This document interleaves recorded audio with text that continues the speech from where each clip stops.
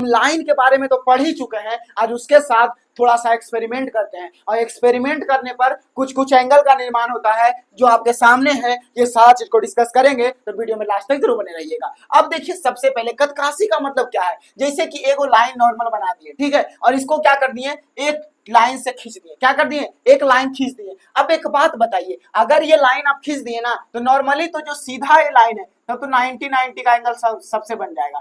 90-90 का एंगल क्या बन जाएगा, सबसे बन जाएगा। लेकिन अब एक नॉर्मल देखिएगा कि जब ये दोनों से हम क्या किए, लाइन बना दिए, ठीक है। अब ये लाइन जो है देखिए धीरे धीरे कम रहा है, धीरे धीरे क्या हो रहा है, कम रहा है। और जब कम रहा है देखिएगा एक एंगल यानी ये वाला जो एंगल है उसका मान बढ़ रहा है, लेकिन एक का क्या हो रहा है, घट रहा है। एक का मान घट रहा है, एक का मान बढ़ रहा है। कैसे देखिए, जैसे कि अगर बात करें ये लाइन सीधा है तो 90-90 का कोण बनाया, अच्छा करेंगे। जैसे इसको ऐसे तिरछा को लाइन काट दिए, तिरछा लाइन काट दिए तो आपको पता चला कि इधर देखिए, इधर सिकुड़ा तो इधर भी सिकुड़ा, मतलब साफ है कि ये वाला कोण और ये वाला कोण बराबर हो जाएगा। क्यों? क्योंकि बोले ना अभी कैंची वाला बताए ना बात, मतलब अगर ये 1 तो ये भी 1, ठीक है। अब ये बड़ा है भैया तो ये भी बड़ा, यानी कि इसको 2 मानिए तो ये भी क्या हो जाएगा 2।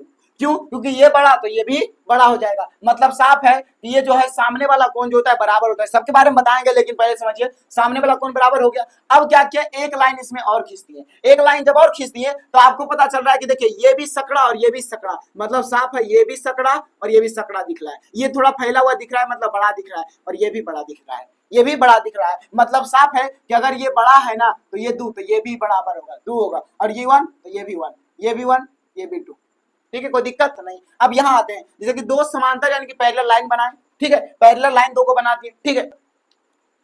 अब देखिए इंटीरियर का मतलब क्या हुआ, इंटीरियर मतलब अंदर, इन का मतलब अंदर यानी कि अंतःखंड कोण, अंदर का कोण। अंदर किसके अंदर, दो लाइन के अंदर, दो लाइन के बीच में जो है तो ये है अंतःखंड कोण, यानी इन मतलब अंदर का कोण। तो देखिए ये है इंटीरियर एंगल। क्या है, इंटीरियर एंगल। अब देखिए आपको पता है कि जो इसका मान होगा वही इसका मान होगा, तो interior opposite angle, interior opposite angle एक दूसरे के बराबर होता है। और बात, अगर ये वाला मान 2 है तो ये भी क्या हो जाएगा, 2 हो जाएगा। या इसमें बात करते हैं, एक्स का मतलब होता है बाहर। क्या होता है, एक्स का मतलब बाहर, तो ये भी बाहर, ये भी बाहर, बाह्य खंड कोण भी बोल सकते हैं इसको। बाहर का है तो भैया बाह्य खंड कोण हो गया। अब देखिए ये वाला कोण और ये वाला कोण बराबर होगा, ये वाला कोण ये वाला कोण बराबर होगा। क्यों होगा, सकड़ा के कारण बता चुके हैं। तो अब देखिए अगर इसका मान 1 तो इसका मान भी 1। अब यहां भी पता चल रहा है एक्सटीरियर एंगल जो होता है ना, यानी बाह्य खंड कोण अपोजिट वो जो होता है वो बराबर होता है, यानी एक्सटीरियर अपोजिट एंगल भी एक दूसरे के बराबर होता है। एक्सटीरियर अपोजिट एंगल एक दूसरे के बराबर होता है।